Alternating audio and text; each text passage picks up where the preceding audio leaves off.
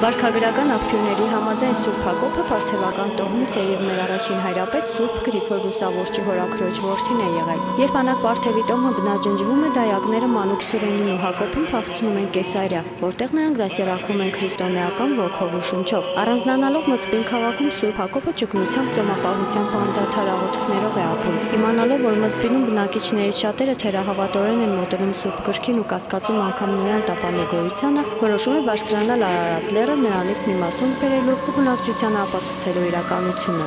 Իր այս արարքը համառորեն ձգտելով իր նպատակին հանուն իր հոտի ապահովության, հանուն իր հոտի անդորի վարձատրվեց նրանով, որ Աստծո հրեշտակի ձեռքով Նոյան տապանի մասում ստացավ, ինչն այսօր պահվում է Մայրաթոր Սուրբ Էջմիածնում, մեր հավատը ևս զորացնելու համար։ Մծպին քաղաքի եպիսկոպոսի մահից հետո Էտաթորին նստելու պատիվը ժողովրդի կամքով տրվում է Սուրբ Հակոբին, ու Միջագետքի Համիտ քաղաքում եպիսկոպոս են ձեռնադրում։ Իբրև Արթուր եւ Քաչհովի Սուրբը երկար տարիներ հողվում են վստահված հոտը մարդկանց սրտերում Աստծո երկյուղը սերմանելով։ Նրա բարեխոսական աղոթքը մեզ համար, հայերիս համար միշտ էլ եղել է, ու մենք բոլոր սուրբերի բարեխոսությունն էլ ընդունում ենք։ Մայրաթոր Սուրբ Էջմիածնում է պահվում հայրապետի Սուրբ Աչը, որը նրա հիշատակությանները դուրս է բերվում ժողովրդին օգնելու համար։ Կարդալով Հակոբ հայրապետի, ինչպես նաև եկեղեցու մյուս հայրերի վարքերը, աշխատեք նմանվել նրանց, ասում է Տեր քահանա Հակոբ Գրիգորյանն ու ավելացնում, որ նրանց նման մենք էլ մեր կյանքի համար ուղենիշ ունենանք հավատքի զորագլուխ Քրիստոսին, ով մեղավորներիս համար մարմին առավ ու հետո խաչվեց։ Առանց հավատի որևէ մեկը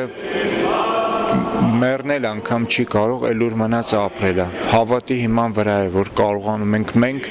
առօրյա դժվարությունները, նեղությունները հաղթահարել։ Սուրբ Հակոբ Մծպնեցի եկեղեցու մատուցված պատարագը այսօր իր առանձնահատուկ խորհուրդը ուներ։ Այսօրվա պատարագի իմաստը սա է, որ ուխտավոր ժողովուրդը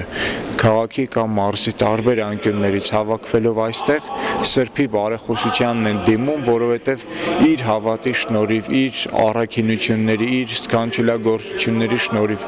արժանանալով սրբի լուսապսակին մեզ համար Աստծո առաջ բարեխոս է։ Պատարագի խորհուրդը անմահ է,